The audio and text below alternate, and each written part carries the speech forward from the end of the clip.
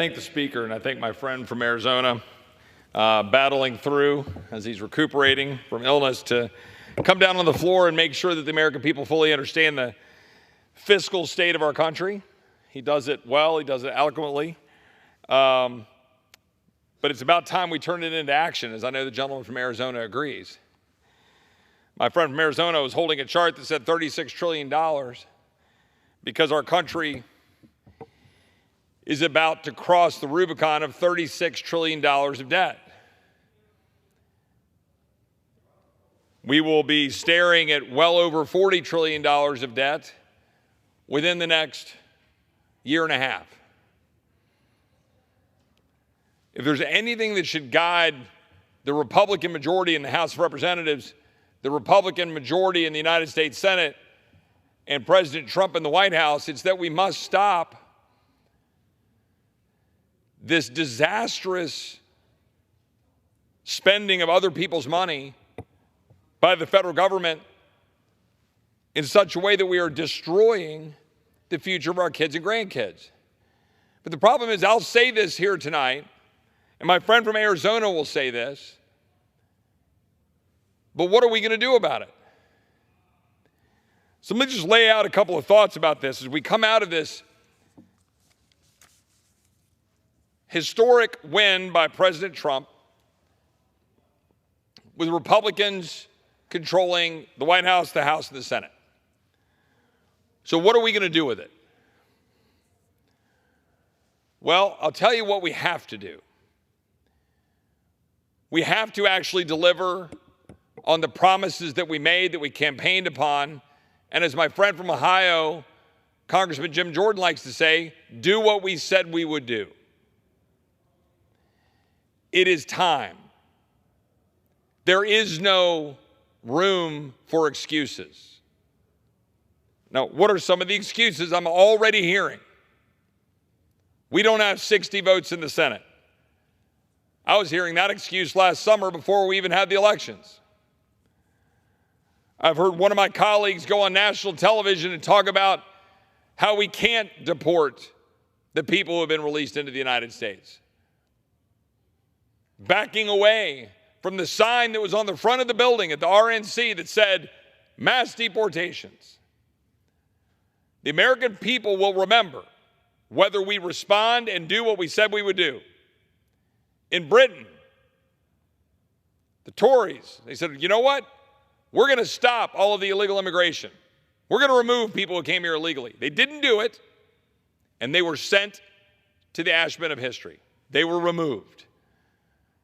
And the United Kingdom right now is struggling. That cannot be where we go as Americans. President Trump was ushered in with a mandate. Republicans in the House were ushered in with a mandate. Republicans in the Senate were ushered in with a mandate. The mandate was to make the cost of living affordable again for the average American family so they can live their lives, pay their bills, afford a house, afford a car, afford health care, afford a school for their kids, remove their kids from trapped, failing public schools.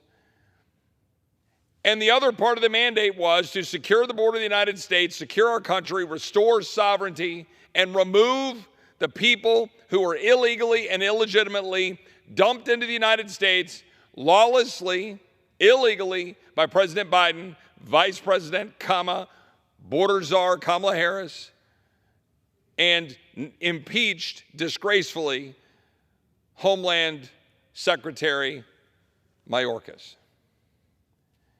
So what will we do as Republicans?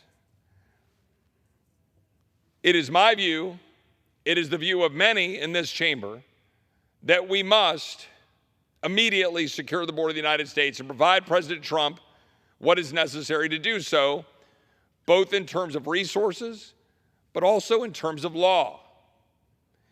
We, I am proud to say, passed the strongest border security measure we've ever passed a year and a half ago,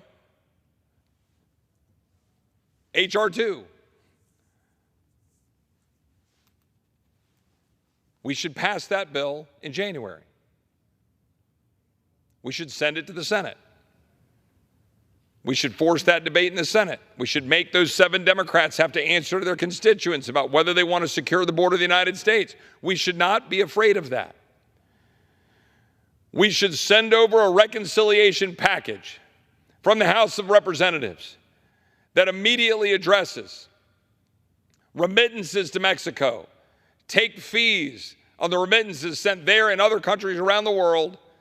When people come to our country illegally, wire money back home, tax those remittances, take that money, use it to pay for the wall, to pay for ICE agents, to pay for Border Patrol, apply fees, parole fees, to the parolees that were released unlawfully into the United States with notices to appear in court all the way into the 2030s. Make them pay fees. And they can pay those fees and then go through the process, or they can leave. But we're going to have to take all of those folks and remove them from the country. And in the process, they can pay fees while we wait to figure out their notices to appear that were given to them, I believe, unlawfully. But we can use that to pay for the process.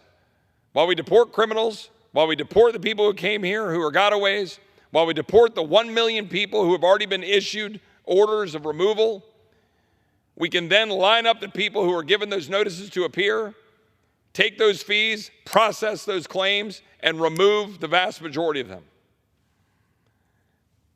We should do all of that as soon as we can in January. But we've got to do that here in the chamber with a reconciliation package that will empower the president, give him the tools necessary to secure the border, and put pressure on those who are here illegally. But also, we need to repeal these subsidies that were in the so-called Inflation Reduction Act that are jacking up the cost of energy and utilities for the vast majority of the American people, empowering our enemies, empowering China, actively engaging in corporate cronyism that are enriching the few at the expense of the many.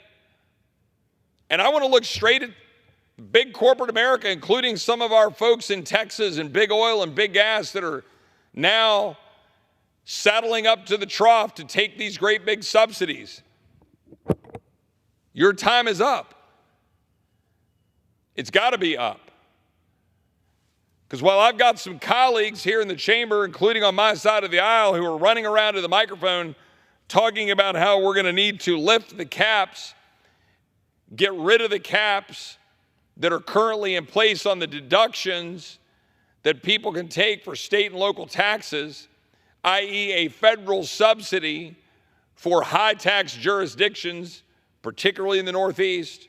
But I'll look in the mirror.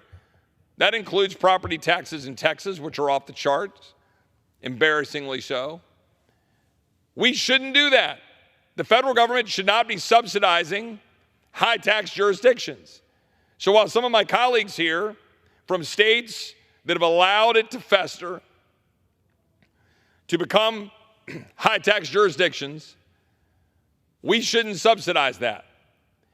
If we get rid of the cap that was put in place in the 2017 deal, that will cost over $1 trillion over 10 years. Now, let me put that in perspective. If we were to renew the Tax Cuts and Jobs Act of 2017 from President Trump's agenda, according to the Congressional Budget Office, that would cost somewhere over $5 trillion over 10 years, or $500 billion a year for 10 years. Now, that does not factor in economic growth. There would be some. But the corporate rates are permanent. The provisions in the TCJA, by all objective measures, would not generate the revenue to pay for themselves. So we're going to have to cut spending so that we can leave that money in the hands of the American people, as the TCJA set out to do. So that means you're going to have to cut the Inflation Reduction Act. We're going to have to do it. This isn't a debatable proposition, ladies and gentlemen. If you want to have anything resembling a deficit-neutral tax reconciliation package, We must cut the Inflation Reduction Act. We must repeal it. We must roll back the abusive student loan forgiveness programs. We must make changes that were dotted throughout the discretionary spending with respect to the IRS expansion, leftover COVID monies. We should restore non-defense spending to pre-COVID levels, which would save somewhere around $200 billion a year. My point is, Republicans are going to have to actually put up or shut up. We cannot walk out here, throw up a board and say, we're going to just pass all of these tax cuts or restore the existing tax cuts and then pretend like we don't need to cut spending at the same time. We do. We must.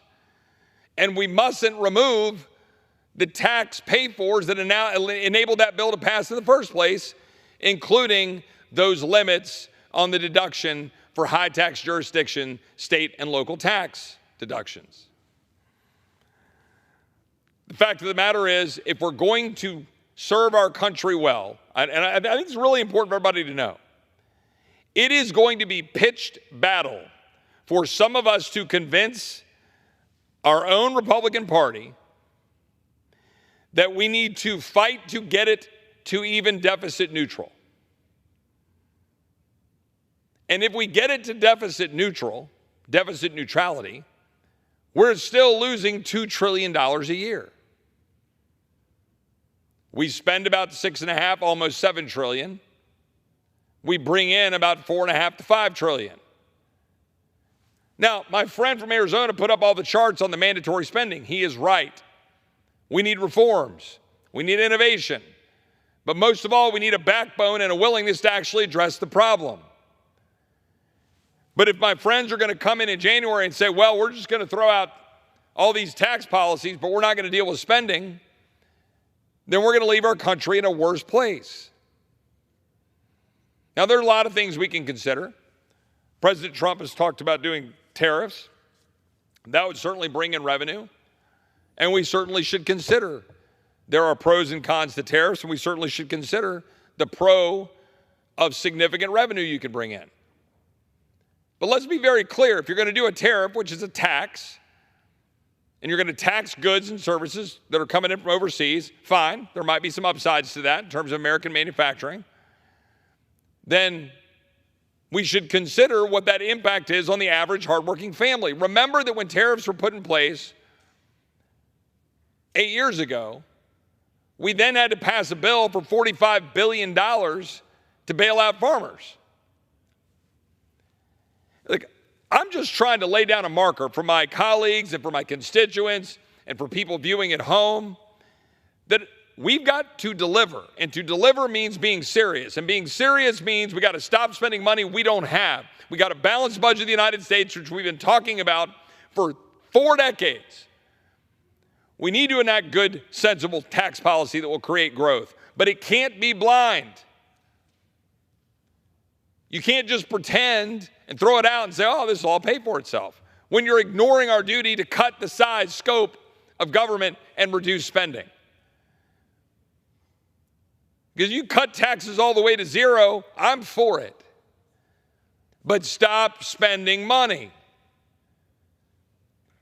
But I will take bets right now on whether we will have the willpower to do the actual cutting that is necessary. Watch for the games that are played. Oh, we can't get it done in 10 years. Well, let's make it a 4-year deal. See, if it's a 4-year deal, then maybe you can pay for it. You can afford it. But then what does that do? That sets up another cliff in 4 years. You want to get investment going in the United States? Make low tax rates permanent. You want to get capital formation moving? Stop making the tax rates expire in 2 years, 4 years, or 6 years. Set sensible tax policy, make it permanent, make it responsible, and then get the hell out of the way of America's innovators, entrepreneurs, inventors, and strong businessmen and women. But I'm not sure we're going to do that. K Street will love to walk in here and say, we got to have, the TCJA has got to get done. We need our R&D and expensing. Hey, but we need to go cut some spending over here. Oh, no, don't cut my subsidies. I mean, you got like Exxon and big oil and gas companies in here saying, no, I want to keep those subsidies. Why do they need subsidies? Why are we paying them to build inefficient, non-reliable energy?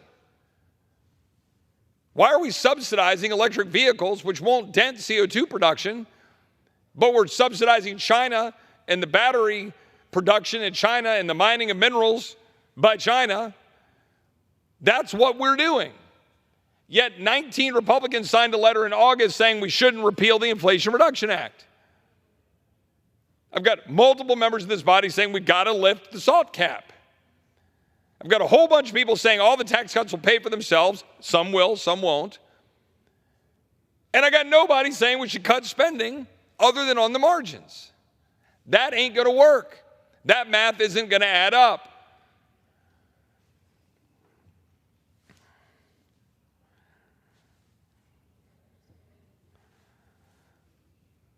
The fact is, we've got great news coming out of the president's transition team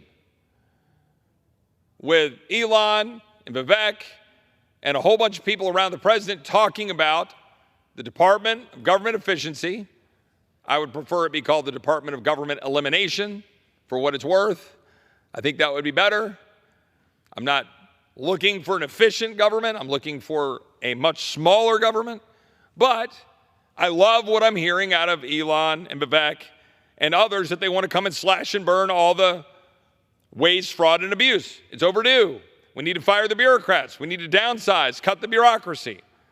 Whatever few programs should exist under the Constitution should be small, minimal, block granted to the states, get the federal government out of the way, get the federal government doing its job, secure the border, secure our communities by removing illegal aliens who are dangerous, getting people off of the social welfare state, getting every person who is here illegally, anybody here who's not a citizen, off of all of the social welfare state, strengthening our military, destroying the woke policies and DEI and critical race theory that are killing the military. Get rid of it. End endless wars. Rebuild our military to be modern but sparingly used. Take care of our veterans by giving them what they need to go to doctors and communities rather than a big bloated bureaucracy that is now, I think, the 5th biggest line item on our budget. These are all things we can do if we have the willpower to do it. Reform Medicaid, reform Medicare. Do the things that we need to help the average American. But what are we going to do about health care? My friend, Robert F. Kennedy Jr., who's been nominated by the president, talks about making America healthy again. He's right.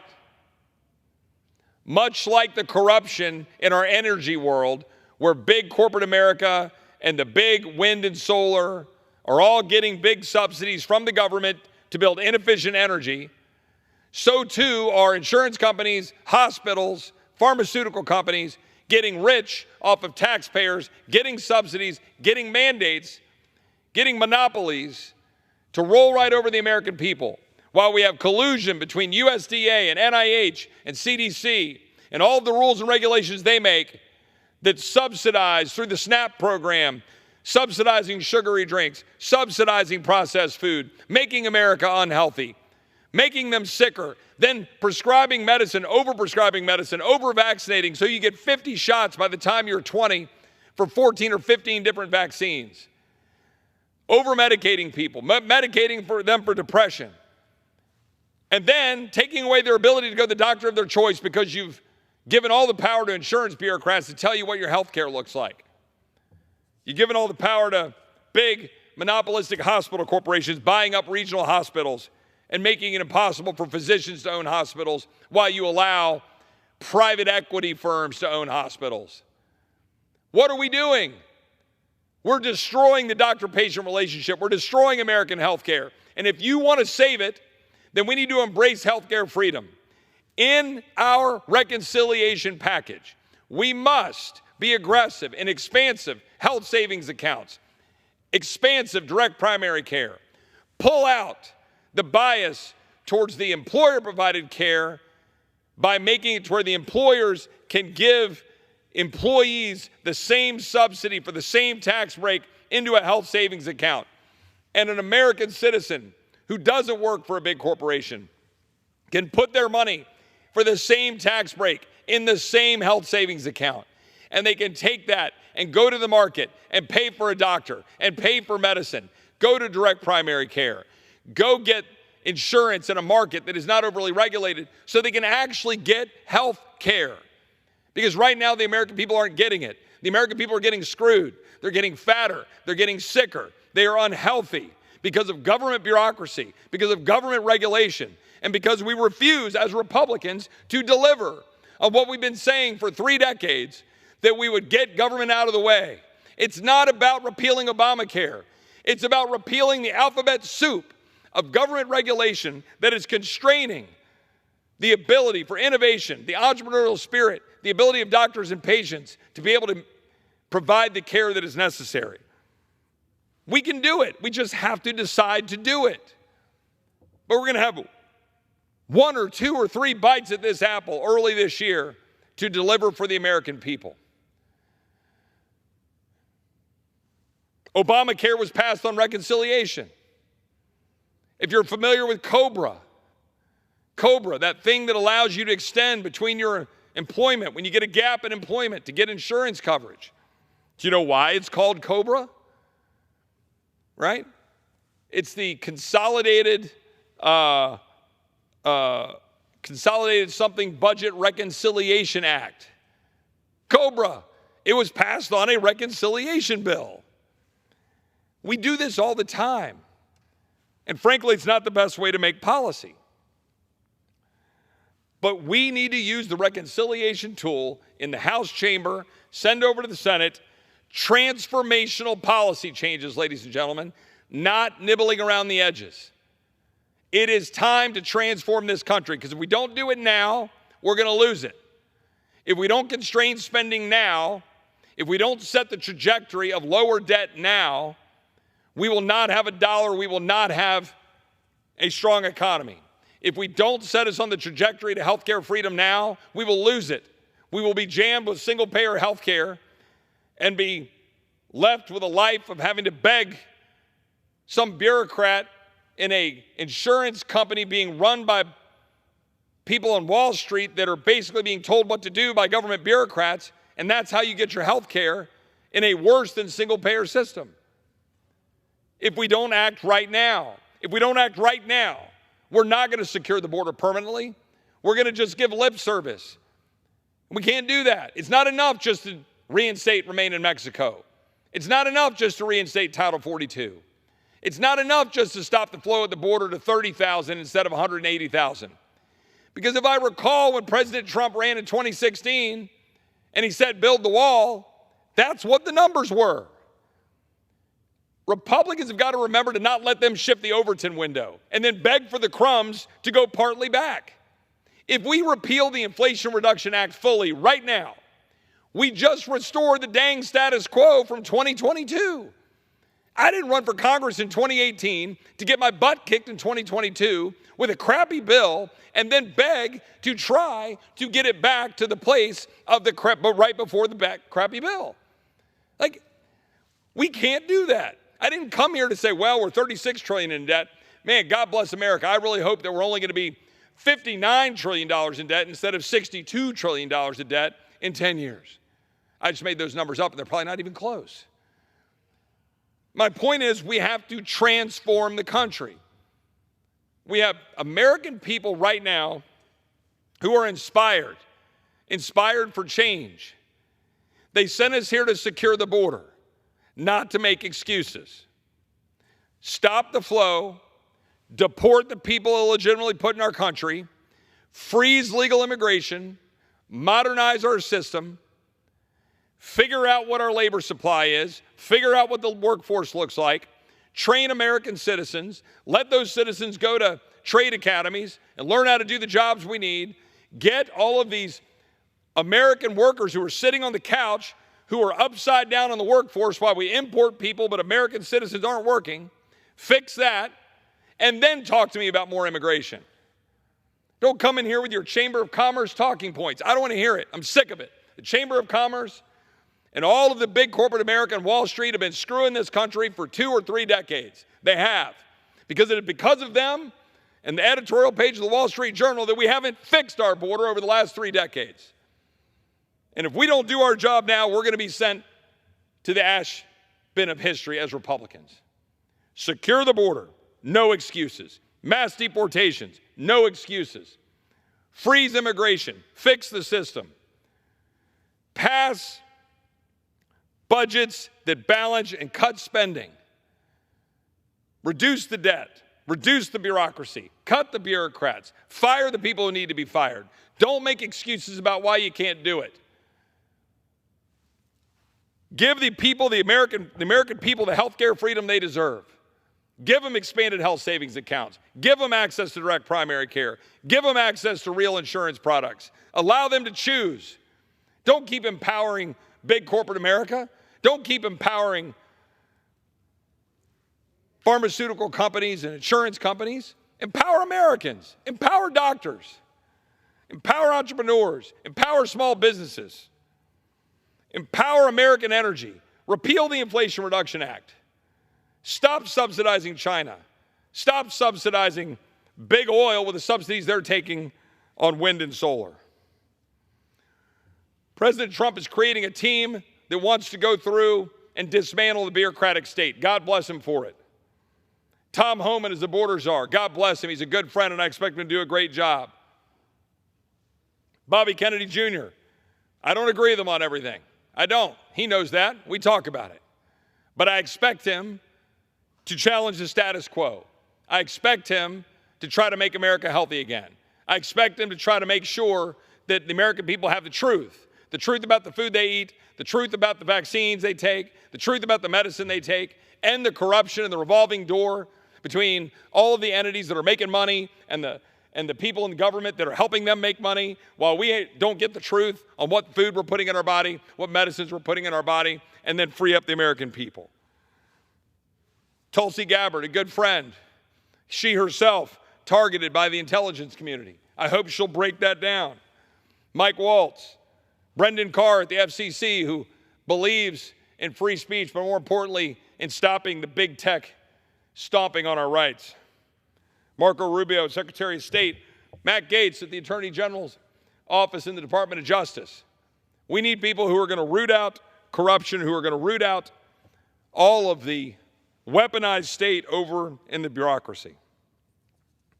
But the president can't do it alone. We are Article 1. We are the people's house. We have an obligation in this body to do the job the American people sent us here to do. We represent, each of us, 750,000 people.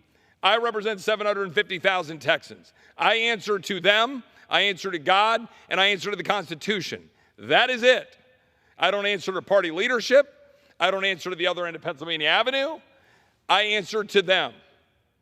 That should guide us. We should come together so that we are all responding to the people who sent us here to change this town. No more doing the same old thing. The time is up. We cannot look at our kids and grandkids and believe that we're going to pass down a country to them if we continue to do the same old thing. We have been given an opportunity and we should take it. I do not want to have to give another speech on the floor of the House in which I say, name one thing. I want to be able to say, name 100 things that we've done for the American people. Name 100 things that we've accomplished. And those things should be shrinking government, cutting spending, empowering people, restoring liberty, securing the country, doing the things the Constitution gave us the power to do, nothing more, nothing less. That is our obligation. That is our mandate. And with that, I yield back, Mr. Speaker.